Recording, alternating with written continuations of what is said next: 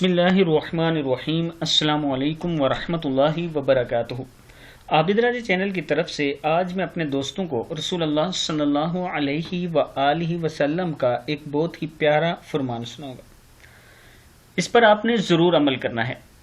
حضرت ام ہانی رضی اللہ تعالی عنہا فرماتی ہیں کہ میں رسول اللہ صلی اللہ علیہ وآلہ وسلم کی خدمت میں حاضر ہوئی اور عرض کی، یا رسول اللہ صلی اللہ علیہ وآلہ وسلم، مجھے کوئی عمل بتائیے کیونکہ میں عمر رسیدہ، ناتوان اور بھاری بدن والی ہوں، اس لیے مشقت والی عبادت نہیں کر سکتی۔ آپ صلی اللہ علیہ وآلہ وسلم نے فرمایا، 100 مرتبہ اللہ اکبر کہا کرو، 100 مرتبہ الحمدللہ کہا کرو اور 100 مرتبہ سبحان اللہ کہا کرو۔ یہ اذکار تمہارے لیے رائے خدا میں 100 گھوڑے زیرین اور لگام کے ساتھ دینے سے بہتر ہیں، اور 100 اونٹوں سے بہتر ہیں، اور 100 غلام آزاد کرنے سے بہتر ہیں۔ کتاب کا حوالہ یہ نیچے موجود ہے، آپ دیکھ سکتے ہیں۔